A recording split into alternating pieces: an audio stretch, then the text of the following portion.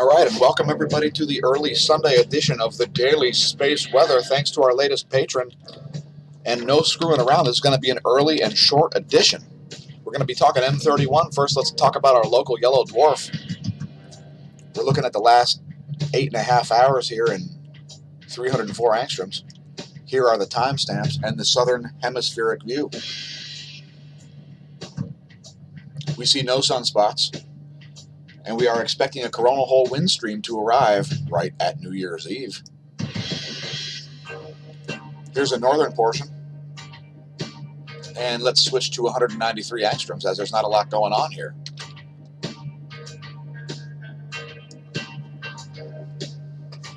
Some diffuse coronal holes south of the equator.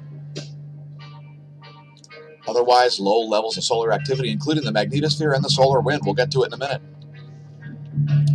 There's the southern view. You can see that coronal hole associated with the South Pole coronal hole field. And there's the X-ray flux.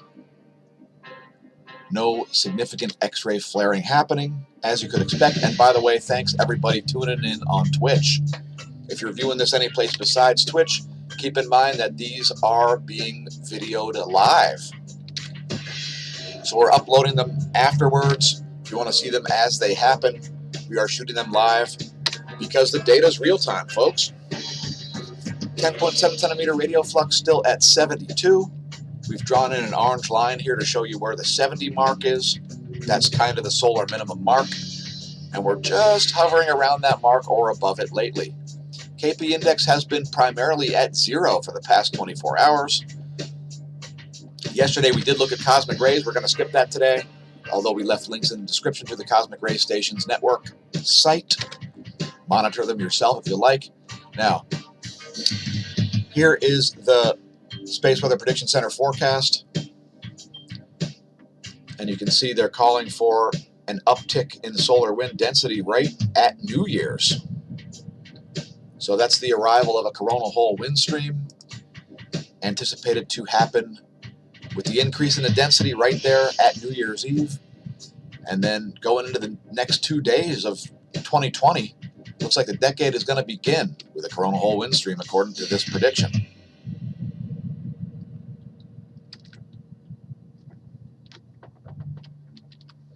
And here's a real-time solar wind data. Phi angle currently around 279 degrees. Solar wind density 3.99 protons per cubic centimeter, and we've seen a ramp down with solar wind speed down to 306 kilometers per second. Those are legit solar minimum conditions for the solar wind, folks. There is the data from ACE, looking corroborative as it usually does. GOES electron flux is totally cratered. You see very low levels of GOES electron flux there, especially on the GOES 16. Relativistic electrons also at very low levels, and we expect GPSs to be working well, even around the equator at noon. Here's the F2 ionosphere, or I should say the F layer, as it shows you the F layer and the F2 layer and however many layers happen to be forming there in the ionosphere. And we see continued anomalies in the South Pacific as it charges up at nighttime.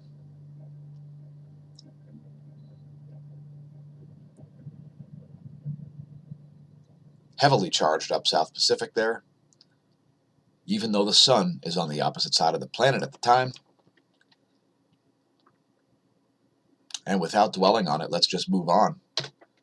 Again, it's going to be a bit of a short edition today, folks, by design. GOES magnetometer, there's the data from that. Fairly smooth range here, and we do see a little magnetic convergence happening there between the GOES 16 and the GOES 14.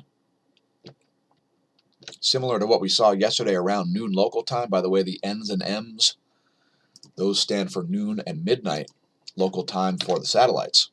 Here's the Gong 2 data. Looking at the top view ecliptic plane field plot, and we are solidly in the South Pole oriented portion of the current sheet, noted here in red. There is some activity on the far side of the sun there, and we do see the possibility of a coronal mass ejection from the perspective of stereo A, nowhere near the Earth. In fact, it looks like it's on the opposite side of the sun. We won't cover it today. Here's the geospace magnetosphere movie. And we're looking at magnetohydrodynamic pressure here, and there is not a lot of it. Very weak magnetosphere. And let's put that back to where it was before it refreshed. And you see further weakening as the solar wind speed continues to diminish throughout the day today. Next, ground magnetic perturbations, and you're not going to see many of them as there is not a lot of current induced by the solar wind right now. We'll let it play through regardless, as we tend to compile 4 hours of data daily from the University of Michigan Geospace Model V1.5. It's the Space Weather Modeling Framework. Here's where stuff is in the solar system. Here's where it'll be in 1 week. It's very lonely on this side of the sun, but don't worry, folks. Venus and Mercury are swinging around to pay us a visit. Here's where stuff is above my head. Check out in-the-sky.org. It's the all sky chart.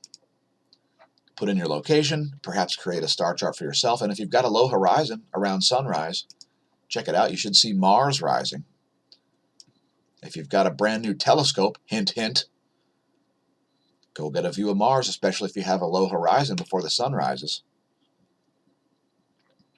As Mercury, Jupiter, the Sun, Saturn, Mars, Venus, everything is going to be up there all at once, including the moon. It's a cosmic pileup. Let's talk about Andromeda Galaxy. Here's a diagram of the local group here, and the Andromeda Galaxy is the closest major galaxy to the Milky Way. We call it M31. The Messier 31, an object visible with the naked eye, actually.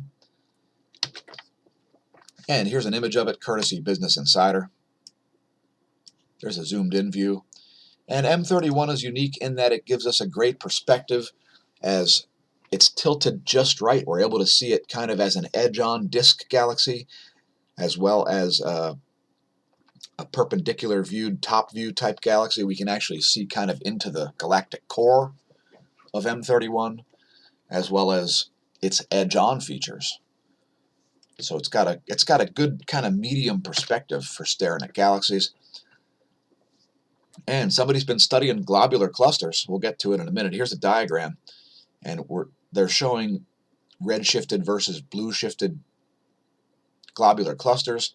For instance, this one out here, these red ones out here are in an odd place, and suggesting that there was some sort of a pileup, perhaps a triangulum galaxy, swept across here and pulled stars out, injected stars in. Who really knows? But anyway, there's an article about it on, on SciTech Daily. Dynamical footprints in the Andromeda Galaxy uncovered by galactic archaeologists. And what we're doing is we're measuring red and blue shift of globular clusters here in the outskirts of the galactic halo. Let's read a quote as there's a hilarious thing about dark matter. I'll read the whole paragraph. Large galaxies like the one we live in, the Milky Way, are believed to grow through repeated merging with smaller dwarf galaxies. Gas and dwarf galaxies in the vast cosmic web, and at least they're acknowledging the cosmic web, follow the gravitational paths laid out by dark matter.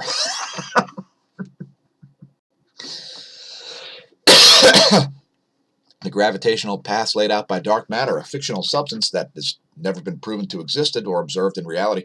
Traversing filaments, they migrate slowly toward collections of dark matter and assemble into large galaxies. As dwarf galaxies are pulled in by gravity, they are also pulled apart, leaving behind long trailing streams of stars and compact star clusters. It's not just gravity running the show, folks. I don't know if you were aware. Anyway, read the article if you like on SciTech Daily about the Andromeda Galaxy and its stellar evolution. Let's talk about earthquakes. The past 24 included no 6+ magnitude quakes, but there was a swarm with probably a damaging quake at Puerto Rico. We'll get to it in a minute. First, I'm going to scroll up the list and see if there is anything interesting. A bunch of quakes across the U.S., it looks like, including that one in Missouri. Here's a deep quake in Indonesia. That one's at 140 kilometers. Another one near Redoubt Volcano in Alaska.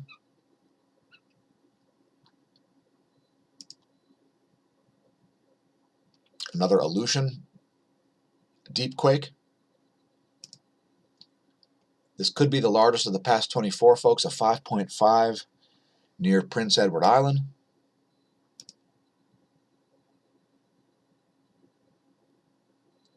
Here's a deep quake near Fiji at 405 kilometers. Deep quake at Chile, 4.4 magnitude. A deep quake at Peru. So a little uptick in deep quakes in South America there. And there's that 5+ magnitude at Puerto Rico. Let's check out the location of that. Shout out to Peter Schiff. Now, Peter Schiff moved to Puerto Rico to avoid U.S. taxes. I'm thinking about moving to Pago Pago because I want to be even farther away. By the way, Pago Pago is the capital of American Samoa. Anyway, there's where that quake struck. And let's hope it didn't do too much damage, as the infrastructure there is probably not even rebuilt following a hurricane. Let's get back to the list. I apologize for the squeaky mouse. I don't know if you can hear that. Here's a deep quake in Indonesia, that 4.5 magnitude quake at 414.5 kilometers depth. And let's look at the pressure maps on windy.com. We're going to let this advance into the GFS forecast. There's where pressure cells are now. And by the way, it's 335. And why am I not clicking on the map? There we go. So this is the GFS forecast here, folks, projecting out where we expect pressure cells to be based on the GFS model. Looks like that low over the Northern Pacific grew a little bit. And let's get this paused about 12 Zulu. 13 Zulu. There's where things are expected to be 13 Zulu. Looks like a major low over the Great Lakes. And let's just move on as there's more stuff to cover yet. But not that much, as again, we're keeping this one short.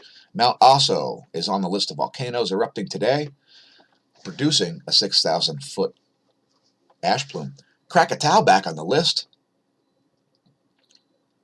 Krakatoa erupted. The deadliest volcano of the year, killed about, what, 300 people due to a tsunami? Krakatoa back to erupting, producing a 10,000-foot ash plume. Mount Takono, flight level 7,000, Revenador, not detected by satellite. Please don't pitch a tent on the banks of Revenador. And Sabancaya exploding, producing a 24,000-foot ash plume. Please don't pole vault Sabancaya. What are you doing for New Year's Eve? Please leave a comment. Let us know. Are you going someplace desolate? Are you going someplace with lots of people? Are you going to view our live stream? We're planning on streaming from 11:30 to 12:30. So perhaps check us out, smashomash.com. Also, youtube.com/smashomash and twitch.tv/smashomash.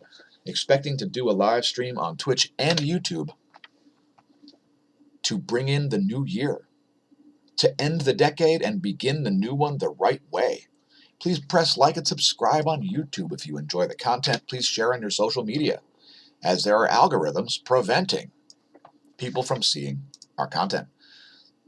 Were you aware that YouTube actually steers people away from radical videos, researchers say? Well, why is that? Well, Susan Wojcicki, the executive ossifer of YouTube, Susan Wojcicki, executive ossifer of YouTube Incorporated. She's totally not censoring you.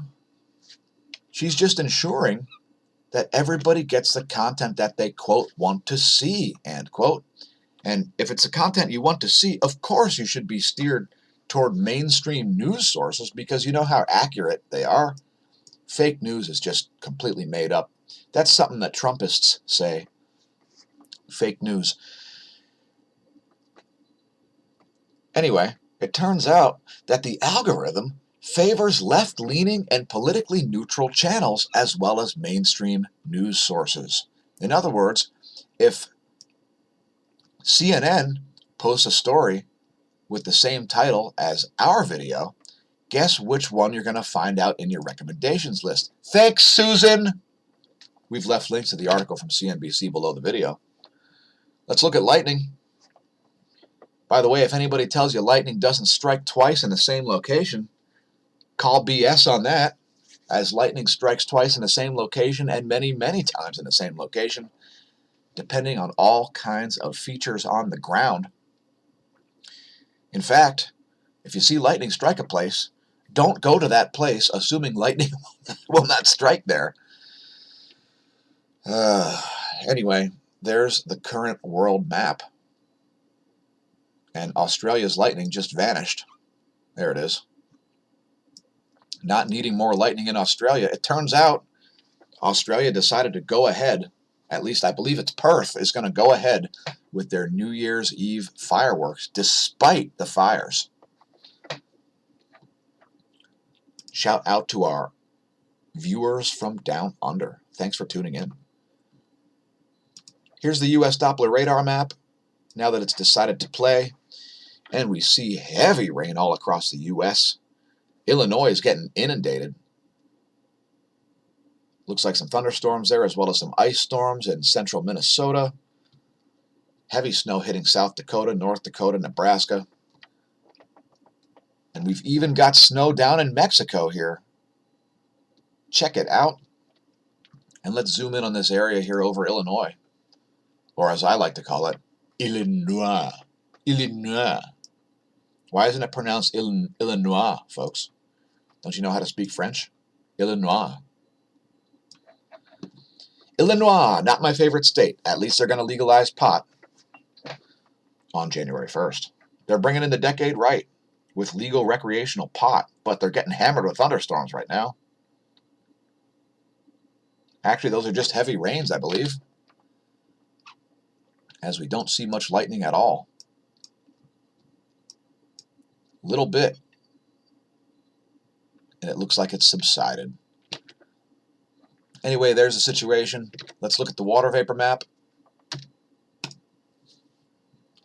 And here's the U.S. water vapor map. You can see an atmospheric river has formed over the central U.S., and it's starting to fall. And let's look at this convergence zone over northern Nebraska, as it's a good one. Right there. And that's our major convergence zone. Thanks for tuning into our weather pornography section.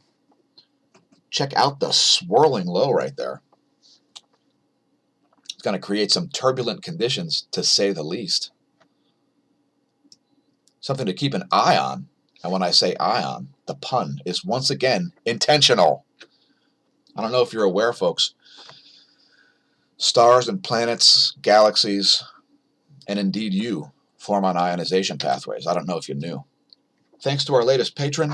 Thanks, Patreon contributors, for being associate producers of the show. We greatly appreciate your support, and you are the main source of funding for the channel. Thanks, Smash Team, for viewing. And stay tuned for 2 bonus features. Were you aware that identical twins show completely different autism symptoms? It appears that only about 9% of symptoms associated with the autism spectrum disorder have to do with genetic material. That is, identical twins show up completely different in the testing despite having the same genetic material. Now, identical twins, yeah, they've got different fingerprints. However, of course, their retinas are different too. However, their genes are the same, an indication that perhaps autism is not caused by genes at all. Check out the article, SciTech Daily, coming through even on the weekend with science articles all the time. Let's look at the 171 angstrom view here on the SDO site. This is 48 hours of your local yellow dwarf. We'll let that play through for a minute, and then we will exit stage right as if we're running from a bank heist. Thanks for tuning in, everybody. Remember to stare at the sun and not drink, and if you drink, don't drive. And since it'll never be now again, may that solar wind be at your back and that atherosclerosis absent from your veins.